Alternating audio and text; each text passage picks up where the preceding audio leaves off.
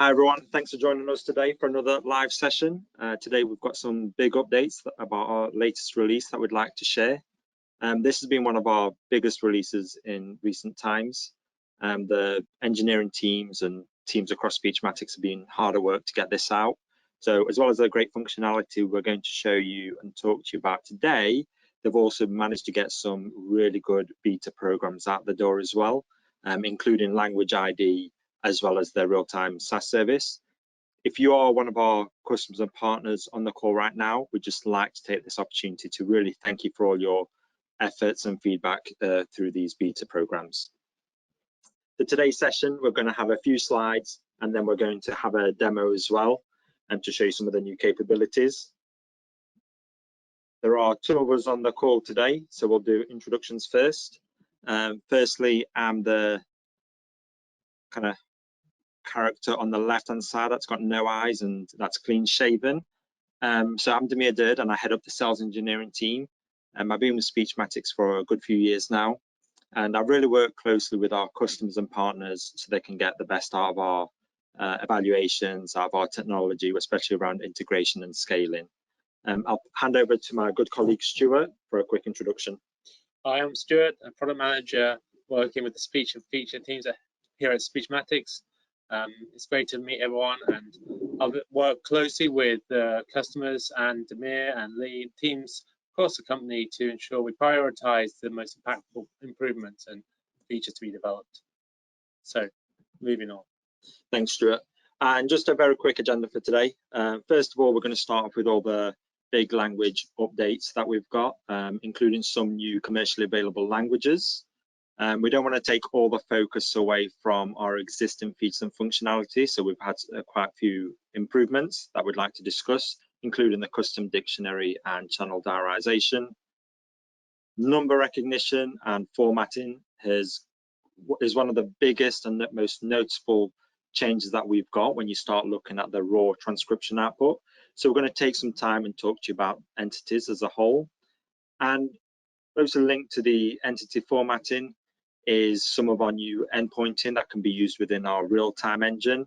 It just gives you even more flexibility when using our APIs, so we'd like to just go over that a bit more.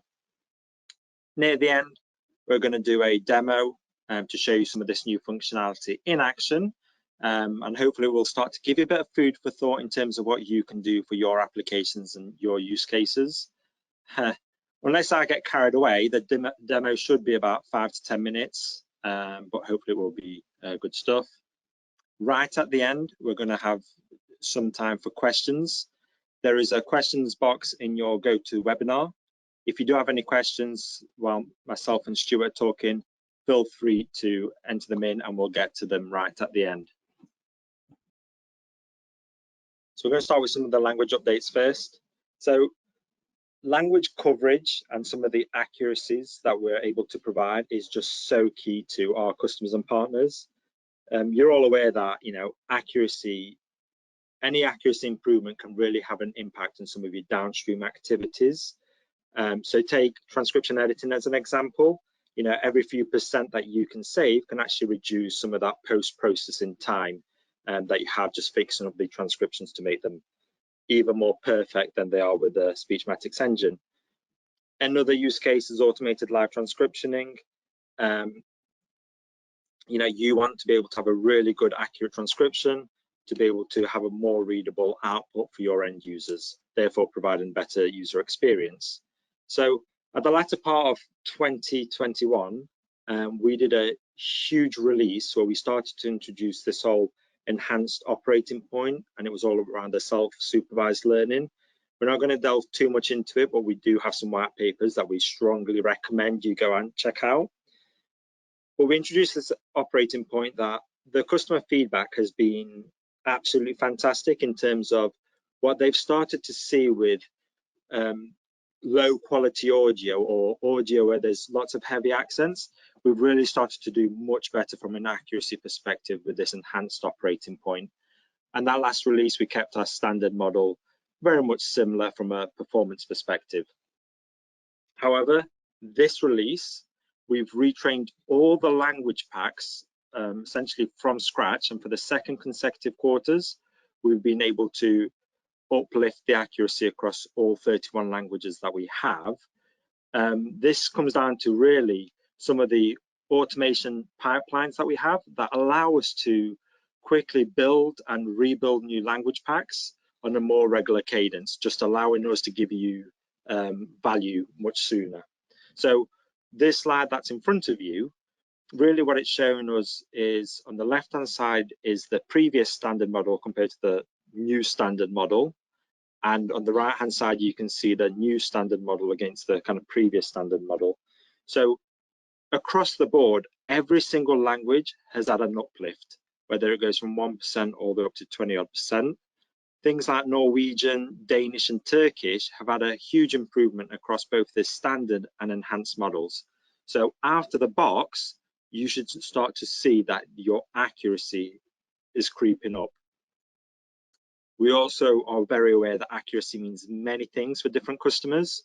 So just to be very clear and transparent, all these improvements are completely based on the word error rate analysis.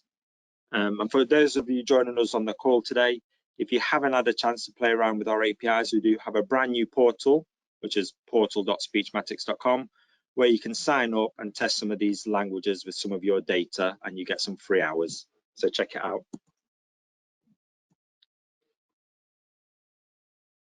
But languages as a whole are really important to our customers and partners. It allows them to expand the global reach of their products and services. So with high demand, we've increased the Asia language coverage, where we've started to, with this release, we've introduced Cantonese and Indonesian that join the existing Asian-based language packs. And just for reference, they're Arabic, Hindi, Japanese, Korean, Malay, and Mandarin, which is a mouthful.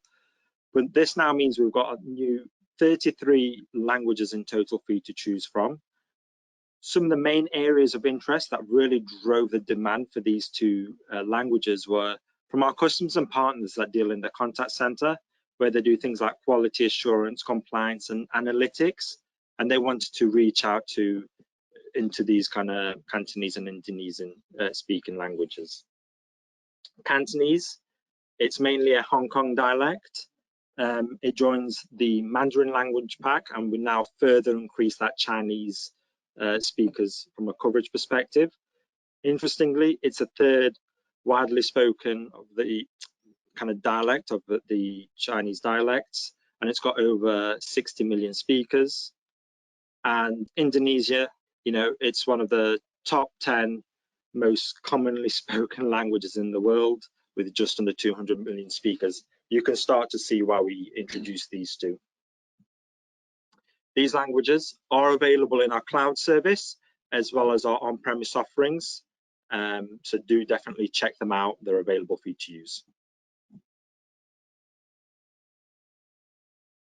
So I tend to work a lot with customers, and I am very fortunate that I get to hear lots of useful feedback from our customers and partners firsthand. One of the main areas of feedback, apart from how good our transcription is for the use cases that we're dealing with, is really around the punctuation, how much readability it gives to the end transcriptions. So I want you to imagine, so maybe close your eyes, but don't fall asleep.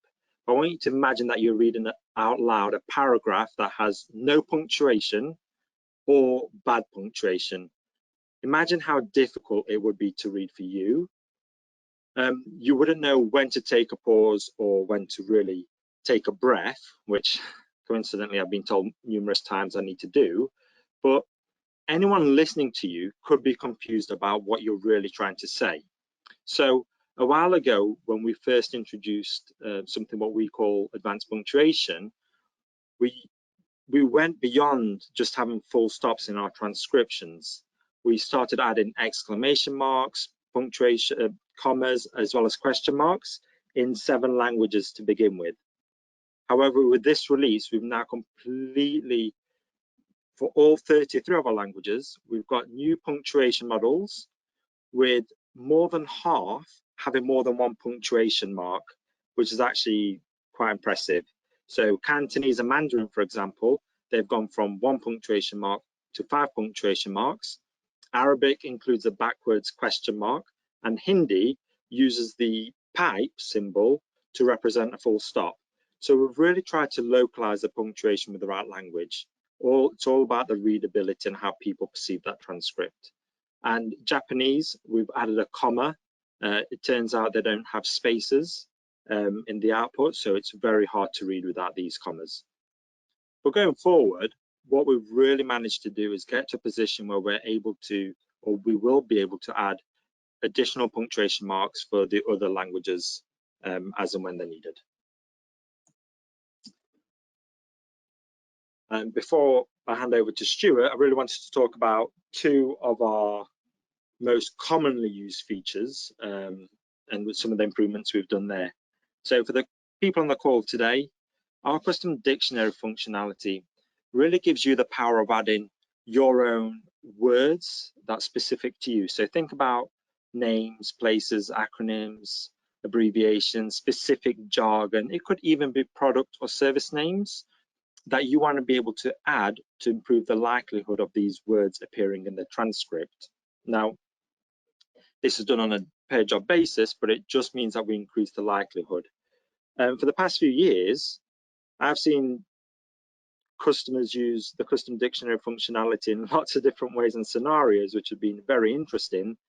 But what it's done is it's really increased the hit rate of those keywords that they really care about. So take media monitoring, for example. They might not care about the normal words, but they might care about the keywords around the companies they're trying to highlight. So they might add them into the custom dictionary. But there has been a couple of bits of feedback that on certain occasions, the words in the custom dictionary do appear in the transcript, even though they weren't said within the audio file.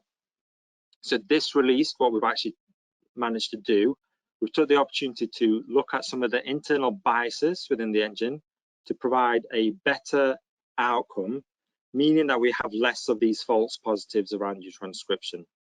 Realistically, what we're trying to do is increase that hit rate of your keywords. But if you do use word error rate as a measurement, you should hopefully see the word error rate go up ever so slightly. Just to be clear, this is a completely under the hood enhancement. So there's nothing for you to do from a code perspective, and there's nothing for you to do from a API perspective as well. So this is basically like a free upgrade. One of the really common features that we have is speaker diarization. We see speaker diarization used in lots of different scenarios and use cases, but the primary purpose is that it will, once we do the recognition, we'll go through the file and we will start to add speaker labels on a per word basis, just allowing you to know who said what and when, which can be used in lots of different ways. Last year, we completely rewrote this algorithm from scratch, just so we're able to get better labeling. A couple of our partners, though, have reported that there are occasions where we over-diarize some of these files. And what this really means is that there are segments of speech where we assign the wrong speaker label, which, if you look at it, what it means from a downstream perspective, you might do analytics on the wrong person, or in your transcription editing perspective, you just might need to take some time just to readjust your label. But to show you what this really means, we've got an example on the slide for you. On the left-hand side, you'll see the before with our previous release. Notice how, if we were to listen to the audio, you would just identify that it's one speaker because it's very clear for us humans. But we've broke it between speaker 1 and speaker 2, and we're having short bursts. With this new enhanced update, we've managed to make it a bit more strict, and we've retuned the model slightly so it does a lot more and it takes out some of these weak speakers. So therefore, on the after, you can see it's one paragraph, less speaker labels, it's less confusing. Now think about this from a downstream perspective. It's very much something that will help from either a visual appeal, if you want to put this back into a nice format, or if you want to look at it from an analytics perspective. Speaker diarization as a whole is a difficult problem that's actually recognized across the industry, and there's many people and many vendors, even our competitors, are trying to make this a bit better. But we look to pioneer this a bit further and just start to deliver more and more value to our end customers with speaker diarization.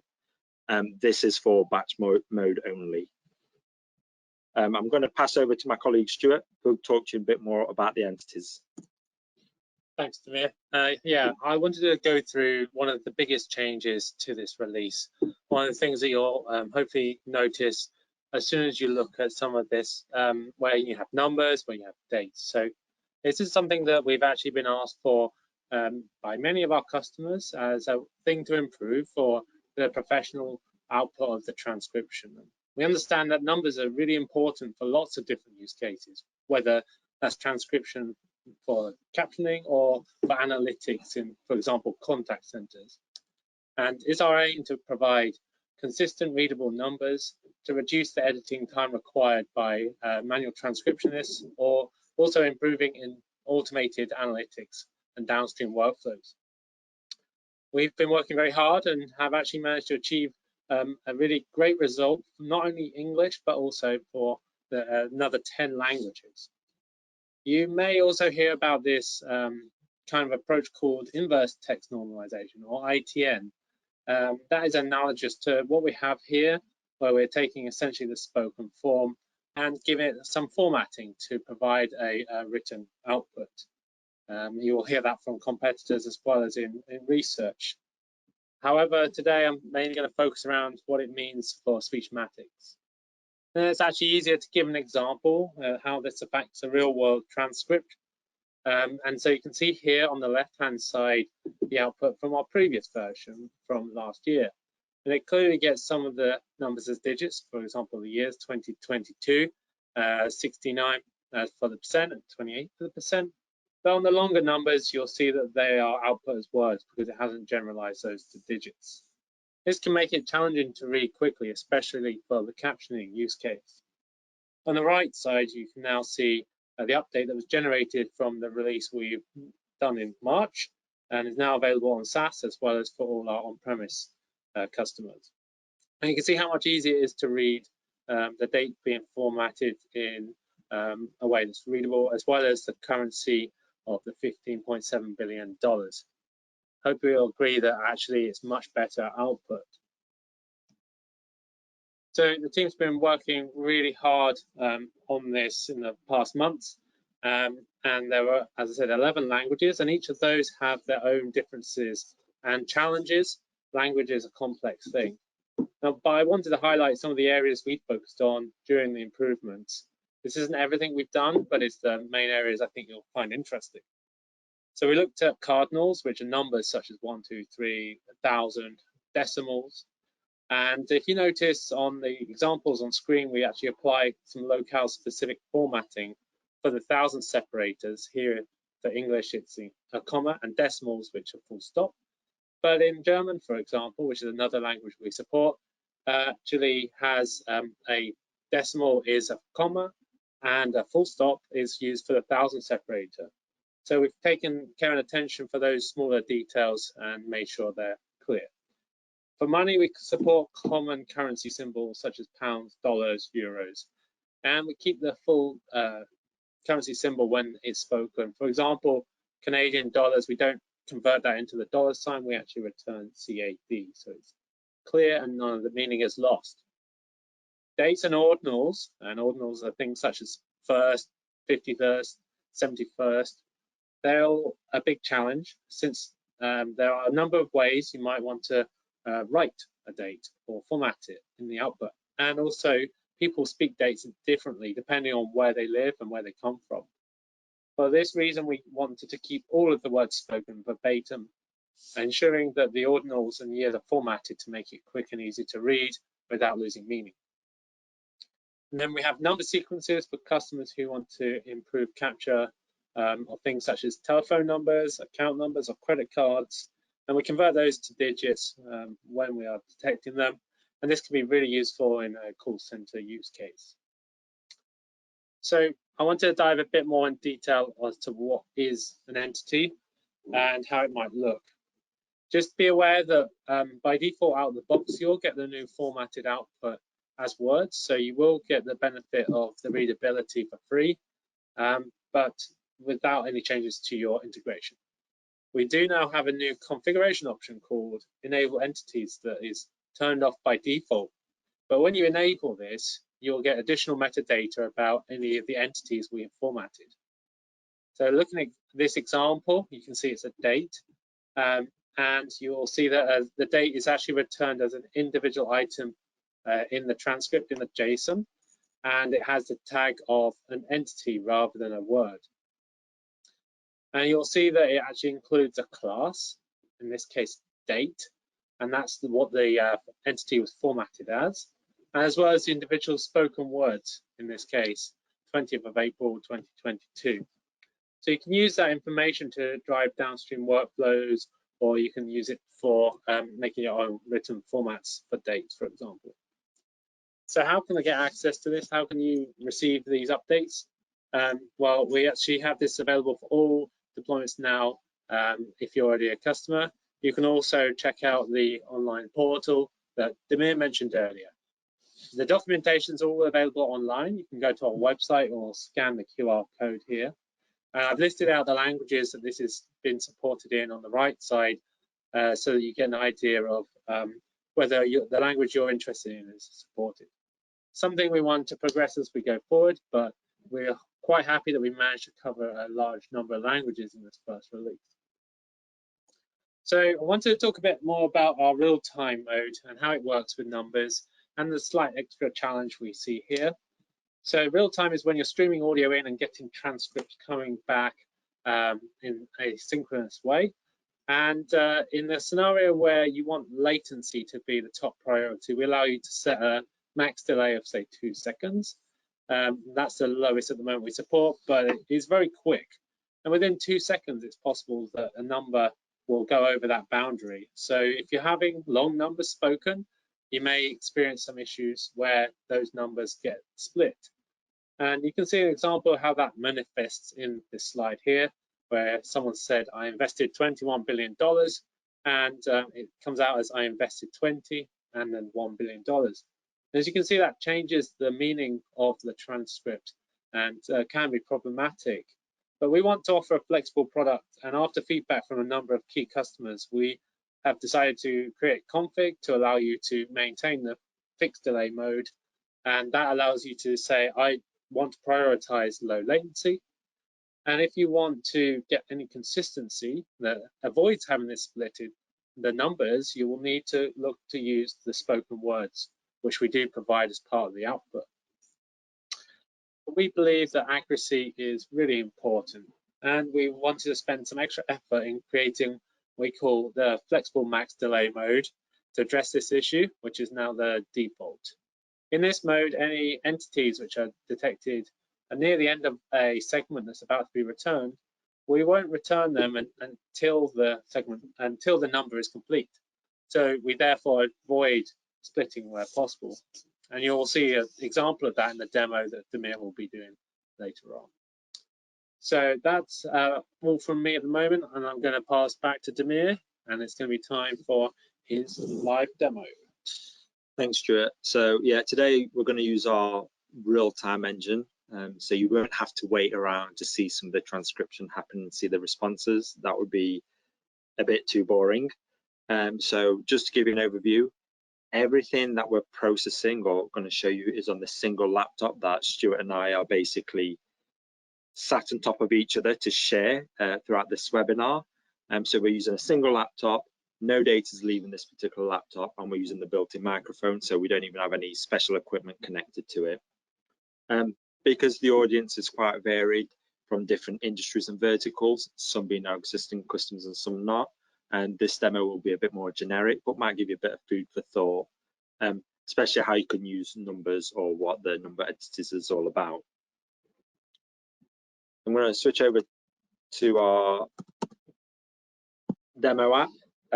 We've basically built this just for purely demonstration purposes. It's not something that's available commercially.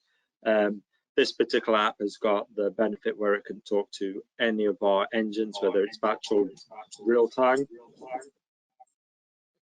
And sorry about that, we just got a bit of echo.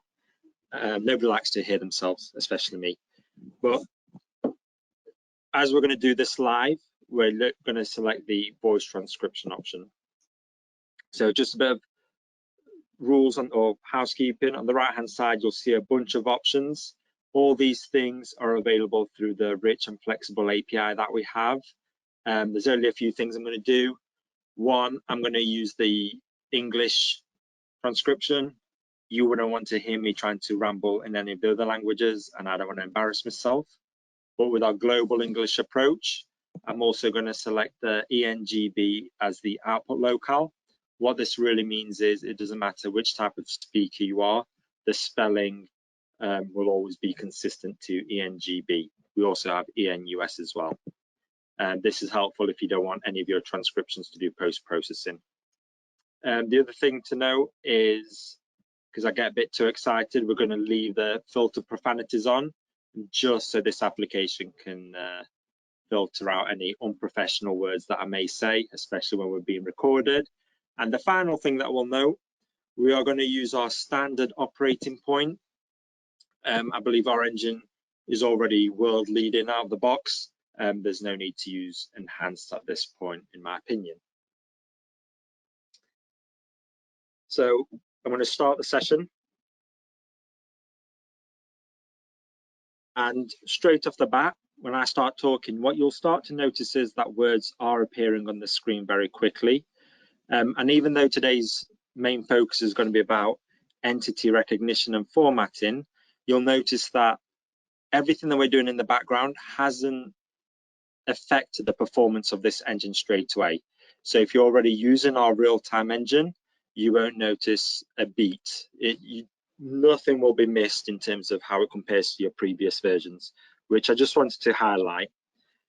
So, but as we start to switch to our focus to some of the entity formatting and recognition, what you'll start to notice is that numbers will be formatted really nicely when we have our final output.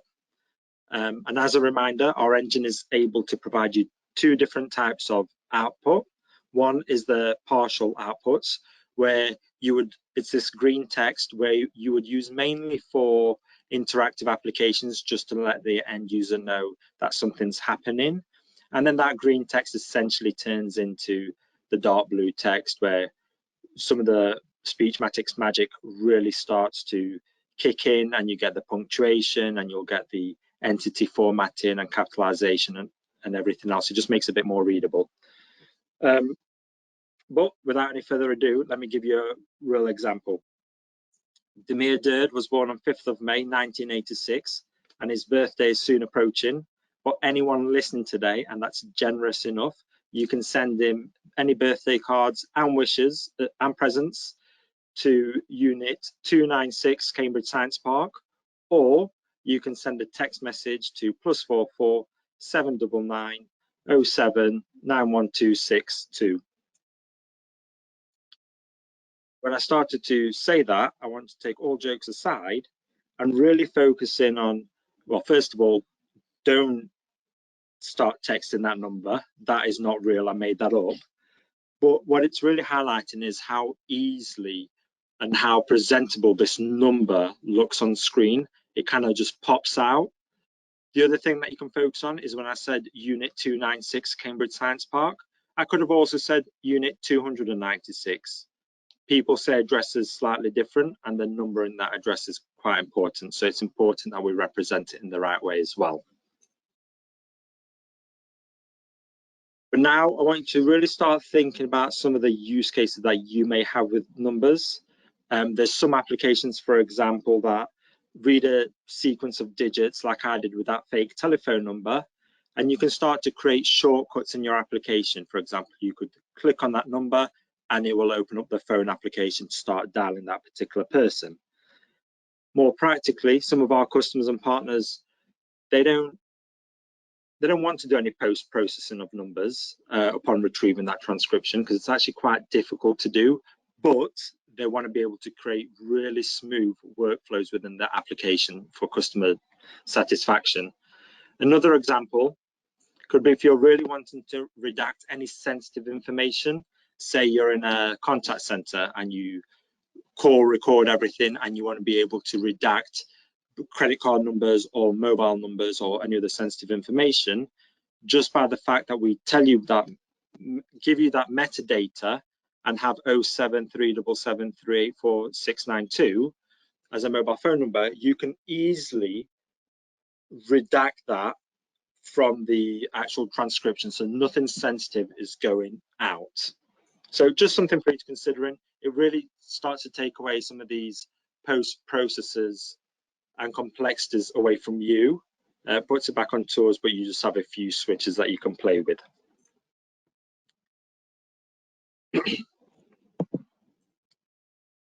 So one of the use cases that our customers have, one of many I should say, is really earnings calls.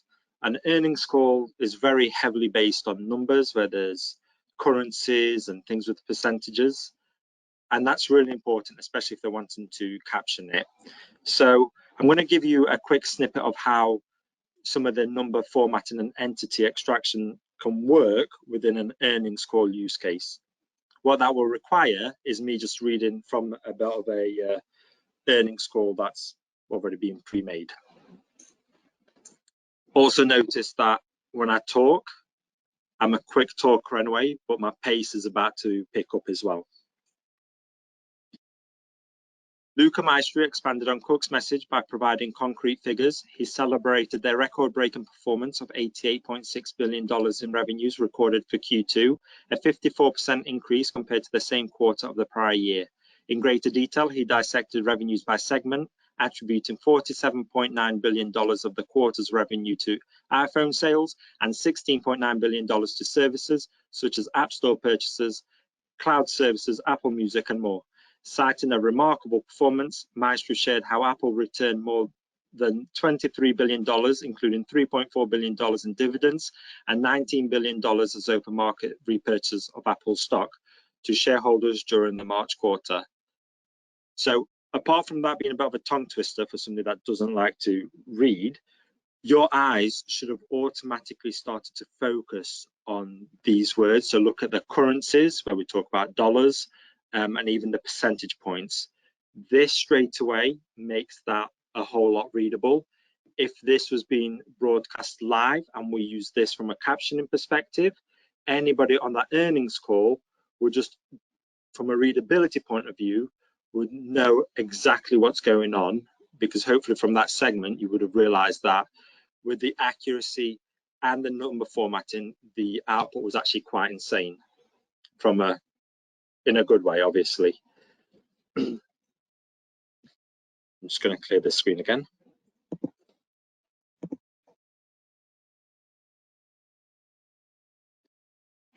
So enabling entities through the API does actually expose quite a lot of metadata that you may want. We don't display everything in this particular demo, but some of the additional metadata includes the spoken and written form for all the entities, as well as their classification that Stuart spoke about. So the numbers I've been saying looked really nice displayed on screen in the written form. For example, if I said $96.7 billion, that should be a bit more readable to you. But we're fully aware that some of our customers and partners don't want us to do any formatting on the entities. What they're really wanting is the spoken form, because they've already got their own rule sets that they apply on the transcription output. So rather than breaking them, we've included you a spoken form output. Let me show you. So in the application, even though it's exposed in the JSON output, I'm just going to switch to the spoken form. The session will start again. Once again, it will be really quick and responsive. And if I said a number like $295,354, it may not be the most readable thing that you see, but it does have the right transcription. And under the hood, we're able to provide you individual time and information for each one of those words that I just spoke from that number. So it allows you to really decide what you want. And in some of our customer user interfaces, they basically have search functionality. If they search for where it said dollars, they would know exactly when it was said and where to take them within that transcription. So splitting everything out on a per word basis does have additional value. But because it's difficult to read, I'm going to switch it back. So in the application, I'll go back to the written form. And I'm also going to change the endpointing behavior to fixed, as this will start to show the next part of our API that we've updated.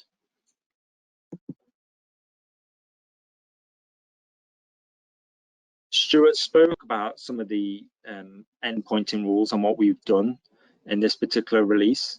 So when you use this maximum delay feature on the right-hand side, what we're really telling the engine to do is, hey, as you're ingesting audio from a word being spoken, give me a response within this amount of time, within these seconds. So we're able to change our engine to really work with your use case and really be strict with the latencies that you may have. But one of the problems that we realized is once we started doing all this work with number recognition and entity work is that some numbers start to split across this kind of boundary, or they get to, you get quite close where we might split a number in two, which wouldn't make sense from a readability perspective. So let me give you an example. So this is our old previous behavior, by the way, with the fixed endpointing. If I said a number like 2,522,319, it did really well then. Okay, let me change my latency down. So try trick the engine. It's very hard trying to make your engine fail. So I'm going to change the latency to something a bit lower. And I'm going to try again. Okay, so if I said a number like 2,522,000, you can see how this, under the hood with the spoken form, it would have probably looked right, but the way it's represented and we split the boundary across two of these final outputs, it looks a bit odd. So where the flexibility in our API really comes in is we kind of bend this latency threshold that you've given it. So once again, this is our new default, by the way. I'll start the session again. We're going to leave the latency at a really low value once again. And when I start to say a really long number like 280,022,015, what you'll notice is that we actually started to flex on the number and we didn't get it quite right. So I will try that again. I'm going to blame my dodgy English here, but 280,000,015. We start breaking it down, but what it happens with that flexible endpointing is that we just take that edge a bit more and we take it out. So since introducing this, from a customer perspective, some of our customers have already started to adopt this flexible endpointing, because what they've noticed is that they would rather give away a bit of delay and latency just to be able to get that accuracy spot on and get something that's a lot more readable and meaningful in that transcription output. So this was just a quick demonstration. Well, I say quick, but this was a demonstration of some of the new functionality that we've got. And that's it for the demo.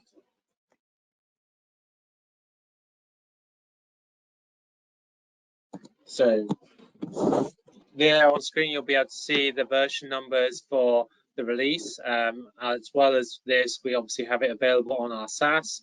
So that's available for you automatically. Batch container and real-time container, as well as the appliances, are all listed there. Please find them and download them. If you can't, contact the support team. We also have this portal, and so make sure you check it out, portal.speechmatics.com. If you haven't tried out our services before, you're able to get a couple of hours of free transcription to test out the accuracy on the standard and enhanced as well. So that's it from us today, and we go to the questions section. I actually want to review a few questions. So one of the first questions that we had in was about what other languages are we planning to support for the entity formatting, and when will they be available? So actually, we will be planning to add support for Swedish, Dutch, and Norwegian. That's still going to be in progress, but we're aiming to get those released around the second half of this year, so 2022. We have another question, a couple of questions around our models and our actual machine learning models. And we just wanted to say that obviously we train our own internal models. They are models that we build ourselves based on data that we have available, that we've actually acquired ourselves, and provide you the end-to-end transcription. Today we have got custom dictionary, as Damir was talking about, does allow some runtime vocab changes to improve the accuracy on words where we don't actually have those available. And we are looking in future this year actually to how we can enable customers to improve the models in certain domains, especially the language models, where you want to add and improve the accuracy. There's a question about how to log in and prepare uploads for the audios to transcribe. So we do have a brand new portal, and once again that's portal.speechmatics.com, where basically you can sign up and get some free hours. And we do have our engine is very much API driven, but we have some really nice 3 commands that you'd be able to essentially copy and paste to run this on your own laptop, whether you have a Windows device or Mac, and you should be able to get your transcription for some of your audio files. Our API is actually fairly straightforward. In the future, we are going to have a drag and drop facility as well. So if you're not keen on using APIs, that's perfectly fine, but you will still be able to get visibility of all this functionality with just dragging a file into one of our UIs, and it will choose your language, choose some of the settings that you want, for example, diarization, get a really rich transcription back. So we got one question which may have came in before the slide about what languages we support for the entity formatting, but however, I'll just list off the languages again so that you know which ones they are. And you can find these on our documentation as well online, but it was Cantonese, and we have then Mandarin, traditional as well as simplified, the English, French, German, Italian, Japanese, Hindi, Portuguese, Russian, and Spanish. And another question around punctuation for European languages who are in similar category.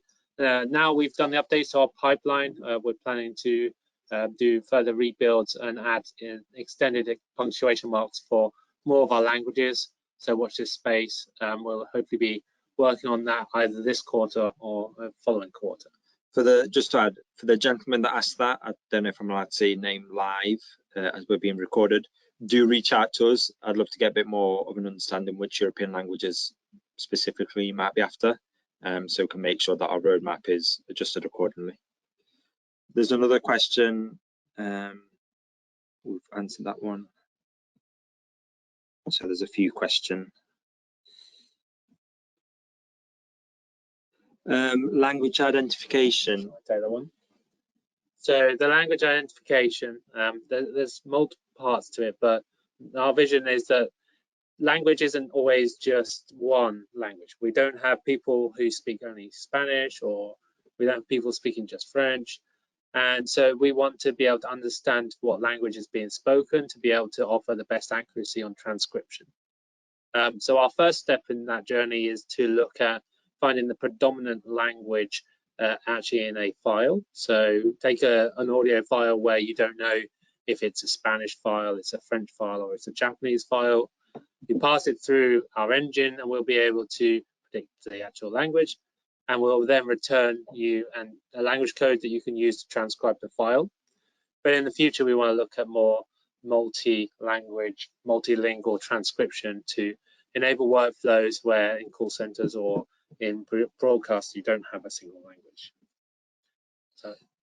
And we do have a few more questions, and but unfortunately we are out of time.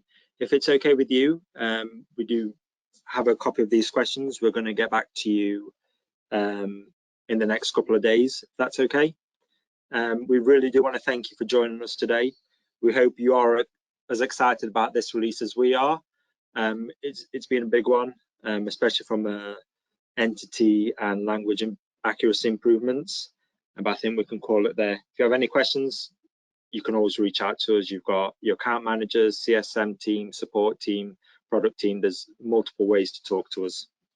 And we're going to cut it there. Thank you very much all. Goodbye.